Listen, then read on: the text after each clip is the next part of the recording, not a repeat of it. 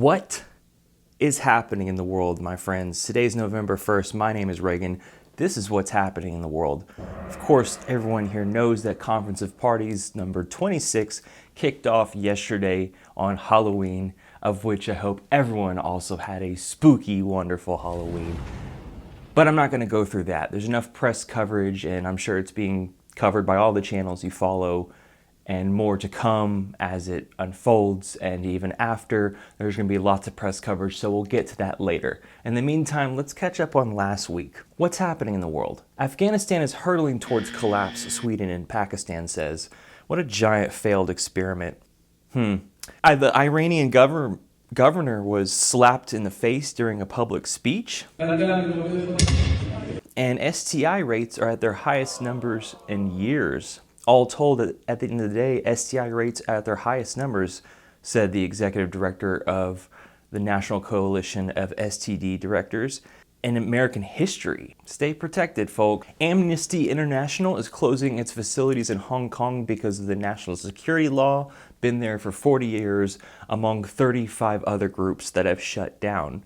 Our overlords, aka tech giants Facebook, Amazon, Microsoft, etc., reported their earnings this week as the world continues to burn. But endless growth, right? Okay. Thousands of women reported to the French police about various abuse charges, and the police just didn't really respond most of the time. They were like, je m'en fous. A top official, specifically Patricia Espinosa, the executive secretary of the United Nations Framework Convention on Climate Change, said that what we're really talking about is, quote, preserving the stability of countries. We've built over so many years, preserving the best goals our countries have put together. The catastrophic scenario, being abrupt climate change, would indicate that we have massive flows of displaced people.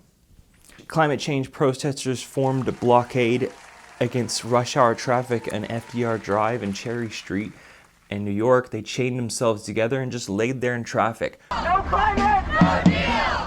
And that's why Protesters calling for action on climate change brought traffic to a standstill on the northbound FDR Drive this morning. Police say about 30 demonstrators blocked the roadway near Jackson. Personally, I don't think blocking the public's traffic is making a big deal, but if you go for the corporations like the big oil, now there might be something. Just saying. 2 killed and an officer among 4 injured in a Boise mall shooting. Sudan's capital was in a lockdown after a military coup. Elon's worth is almost $300 billion now, more than ExxonMobil. Japanese Princess Mako loses her royal status after marrying a commoner. You're trash now. Sorry. But love matters, right? No more gratuity checks for you. Hey! A new report states that each Bitcoin transaction consumes 1,173 kilowatts hours of electricity. That's the volume of energy that could power the typical American home for 6 weeks. Iran had a massive cyber attack on Tuesday targeting its gas stations, and Taiwan admitted that the United States does in fact have troops in Taiwan training them, which of course China saw as a provocative action. The Northeast and Massachusetts got fucked up from the nor'easter, hundreds of thousands without power. People are literally going bankrupt from flooding. Biden said blah, blah, blah at the Vatican with Pope Francis for like an hour and a half and other leaders. And on that note, Senator Joe Manchin is a derp dinosaur that needs to be slain immediately for being solely to profit for himself and his families, and the outdated idea that jobs and the creation of capitalism constitutes to a sane and civil society. This coming from a man who owns multiple houses and a boat, and he just needs to be wiped off. The history books and our children are going to be looking back at us very terribly now in the next 10 years. Yeah, not to mention the health and the survivability of our species. He's a dinosaur. Sad. We fail. Under oath and facing harsh questioning, the heads of some of the world's largest oil companies denied Thursday they knew their products were driving climate change and lied about it, saying they acted in good faith to cut emissions that were merely following the science at the time. Really? We knew in the science since the 1900s that carbon emissions were going to warm up the atmosphere. So insane, guys. Insane. Oddly, a talking dinosaur invades United Nations to give a climate change speech in a bizarre yet brilliant new video.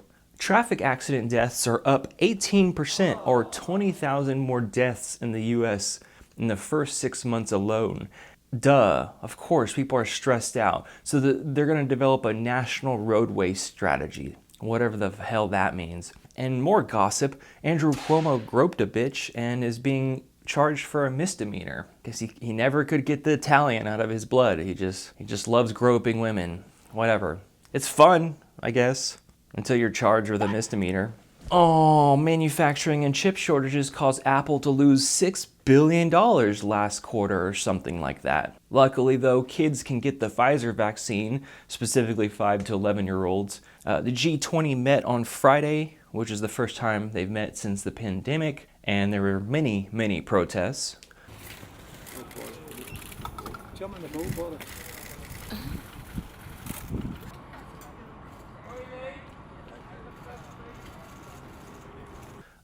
The world's first unisex condom was unveiled by a Malaysian gynecologist. The deadline is today for all New York personnel to be vaccinated, including firefighters, police, and I'm forgetting something else. Either way, there's a lot. There's like a quarter of police and a third of the firefighters who haven't gotten vaccinated.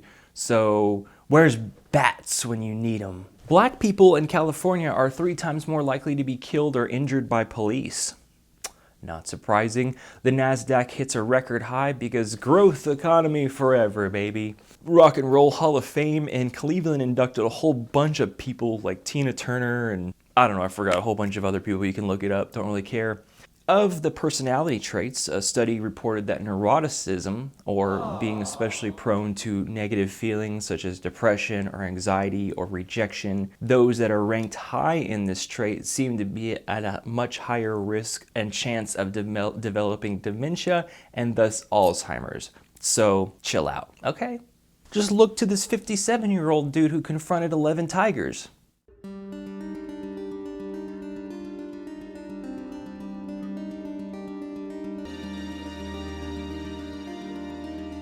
Get some balls on you. Have fun. Life is an adventure.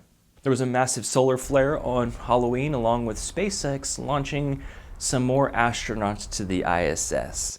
And considering the protests at G20 in Rome, while in America, people go, let's go Brandon! In America. In America.